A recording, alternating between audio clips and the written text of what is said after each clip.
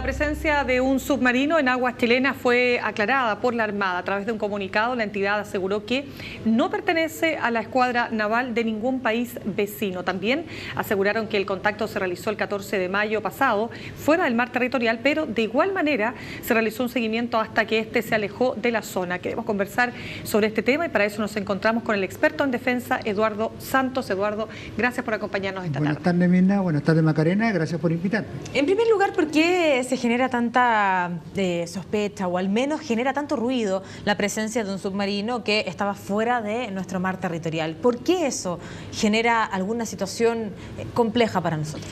La verdad que todos los chilenos y la opinión pública internacional sabe que con motivo de la festividad del 21 de mayo, nuestra escuadra, nuestros buques de batalla, se desplazan al norte a realzar las festividades del 21 de mayo. Pero dentro de esas operaciones también ellos realizan ejercicios. En el ambiente militar todo es conocido, todos los dispositivos, los equipos, todo el fierro que va dentro del buque es conocido. Lo que no es conocido es su capacidad real de maniobrar y operarla. Por lo tanto, es la oportunidad de alguien que quiere saber cómo funciona eso, investigar, digámoslo en términos simples, espiar cómo lo hacen. Por lo tanto, resulta un poco sospechoso que justo, ¿no es cierto?, cuando los buques nuestros están haciendo maniobras de alta complejidad y sofisticación, aparezca un submarino dando vueltas cerca. Eso ocurre habitualmente en el ambiente, en el tiempo de la Guerra Fría, incluso se hicieron muchas películas, digamos, cómo las flotas norteamericanas y rusas se observaban, para decirlo más elegante, de este tipo de manera. Por lo tanto, que haya aparecido un submarino hoy día, a mí me parece que es una cosa absolutamente, digamos, casi normal en este tipo de operaciones. Lo único que ahora fue detectado y fue comunicado de alguna manera extraña a la opinión pública. Perdón, antes de entrar al punto del análisis más de fondo, para despejar esto. Primero, se supone que este submarino es de origen norteamericano, ¿no es así? ¿Eso ya está despejado? ¿Usted tiene alguna información? No tengo claro que haya sido de origen norteamericano. La verdad que los submarinos norteamericanos son todos atómicos. Bueno, que eso se dice en este caso. Y los submarinos atómicos normalmente no transitan tan cerca de la costa.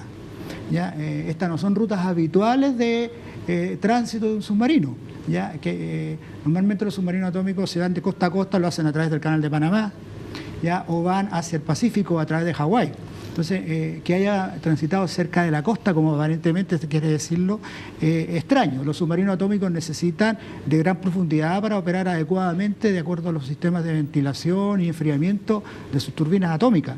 Un submarino atómico no es un buen dispositivo para navegar relativamente cercano a la costa. Perdón, pero para entender lo que usted señalaba anteriormente, Eduardo, si no estuvo o estuvo cerca, pero no logró estar dentro del mar territorial y la zona de maniobras, de ejercicios, ¿cuál es el problema? No, ninguno. Si desde el punto de vista internacional y político, el territorio nacional dura hasta las 12 millas. De ahí para allá es zona económica exclusiva hasta las 200 millas. Eso claro. Los espectadores tienen que tener claro. O sea, el territorio nacional como tierra equivalente son solo 12 millas. Exacto. Las 200 millas, o sea, las 188 adicionales, son zona económica exclusiva en que Chile tiene la exclusividad de pescar. Pero para todos los demás efectos aguas internacionales y el derecho internacional permite el paso inocente de las naves. Y este era un buque en condición de paso inocente. Que haya estado escondido, que haya estado cerca de una flota que estaba operando, esas son las cosas sospechosas. Pero evidentemente es paso inocente. No hay conflicto además con ningún país oficialmente en Chile, ni tampoco señales de conflicto, por lo tanto no es una actitud hostil de ningún tipo. Señor Santos, usted, en la respuesta de la primera pregunta, usted al término de esta misma respuesta, usted señaló que fue informado de forma extraña a la opinión pública. ¿Por qué? Claro, la verdad es que a mí me parece un poco de sutileza, ¿no es cierto? Que justamente 2 días después de que el señor comandante en jefe haga su descargo, pida el perdón a Chile por el error que cometió el CHOA, que depende de la Armada, ¿no es cierto? Y la Armada, por lo tanto, quede en una posición débil frente a los chilenos, aparezca, ¿no es cierto?, en la radio Bio Bio una filtración, que la radio Bio Bio está en Concepción, a la Concepción está Talcahuano, donde está la principal base de la Armada, ¿no es cierto? De los submarinos inclusive. Claro, de los submarinos, y entregando una información relevante de una actividad maravillosamente buena que había hecho la Armada. Eso en términos comunicacionales ustedes lo conocen como dividir por 2, porque cuando usted tiene una mala noticia, crea otra buena para que el promedio sea regular. A ver, pero usted decía, por ejemplo, que no siendo este un problema en términos jurídicos, por derecho internacional, en fin, un problema que podría estar involucrando otras naciones, que podría generar problemas bilaterales, por ejemplo. Sin embargo, igual es importante destacar quién era el que estaba detrás de este submarino, porque el submarino se estuvo, digamos, justamente como dice usted, en un momento en que se estaban haciendo maniobras militares en nuestro país.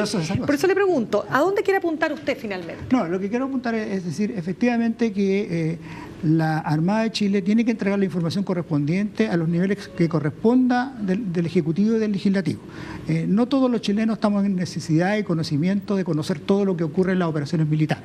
Las sociedades organizadas definen personas que se van a dedicar con exclusividad secreto a eso. Es el Presidente de la República, el Ministro de Defensa y las comisiones de defensa correspondientes del Parlamento. Son ellas las que van a tener que ser informadas y preguntar qué pasó. Aquí hay que preguntar varias cosas, digamos, más detalles de esto y además, yo insisto, digamos, cómo se filtró y con qué intenciones se filtró esta información. Estas actividades, digamos, de submarinos o de este tipo ocurren habitualmente entre los países y hay algunos ciertos protocolos de respeto en que se informan y se dicen, ya, disculpa, me pasé, no te preocupes, la próxima vez te voy a avisar. ¿Ya?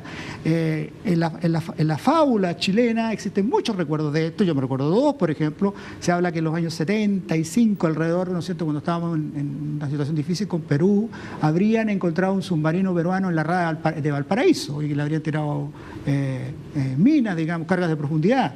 ¿Ya? Mucha gente habla del tema, a mí no ha tenido como nunca en 30, 40 años poderlo confirmar.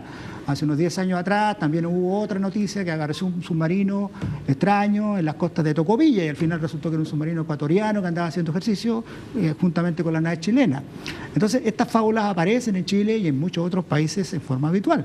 Lo que pasa es que aquí a mí me preocupa más que el submarino propiamente tal. Dos cosas. Uno, que misteriosamente justo el submarino apareció cuando nuestra escuadra estaba haciendo operaciones.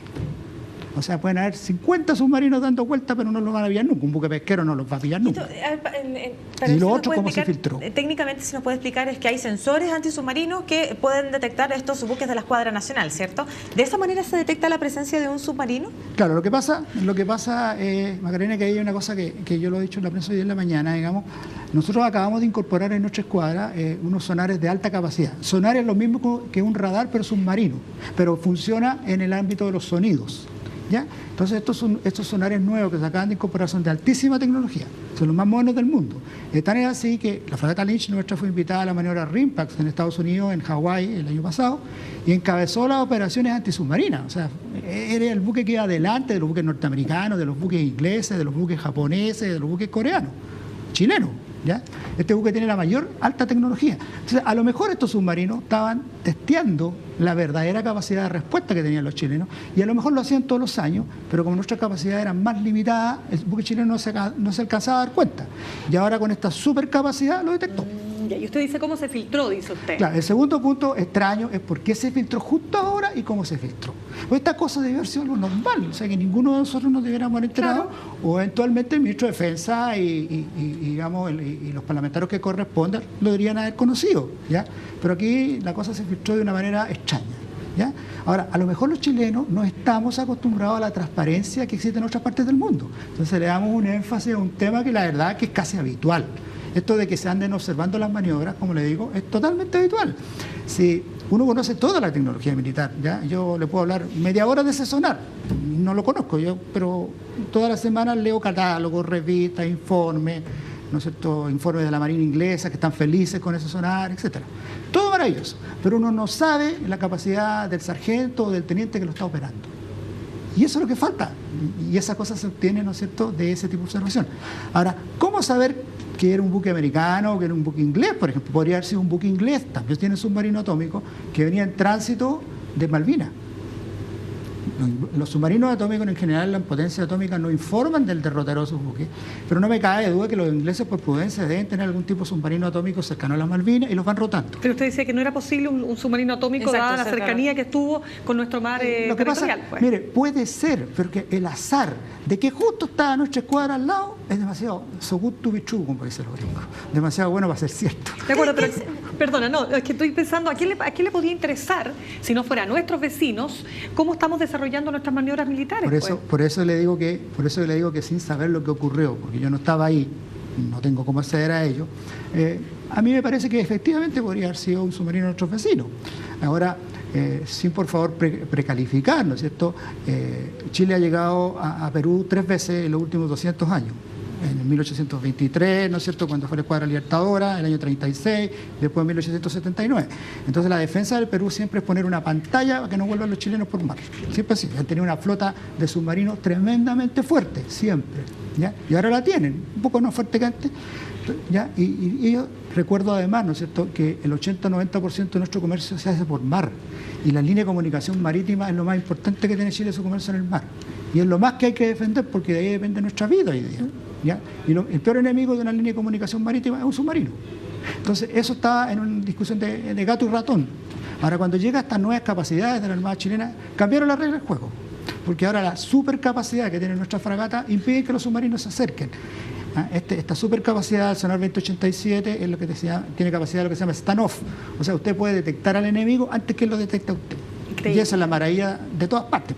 Por cierto. Saber antes que el otro que lo detecte a uno. ¿El inocente paso por fuera del agua territorial de un submarino tiene alguna condición? Porque es una embarcación distinta que puede sumergirse, que además, dada cierto la tecnología, puede tener además distintas, me imagino, y esto se lo pregunto desde la absoluta ignorancia, me imagino que puede tener distintos metrajes de profundidad de navegación. ¿Existe alguna legislación en ese sentido?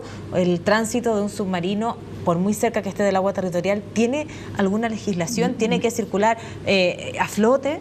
No, mire, yo no soy experto en Derecho Internacional Marítimo, no le podría contestar en detalle su pregunta, pero sí sé, digamos, que existe el concepto de paso inocente, y ese buque estaba haciendo paso inocente, o sea, estaba navegando en teoría en forma desapercibida por agua fuera de las aguas territoriales nacionales, por lo tanto no necesita pedir permiso, no estaba en una posición agresiva contra nada, por lo tanto no podría preverse que tenía otras intenciones.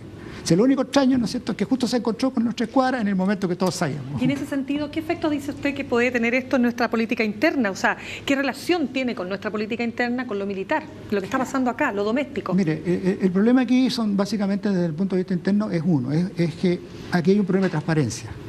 La transparencia no significa que todos nosotros nos enteremos de todo.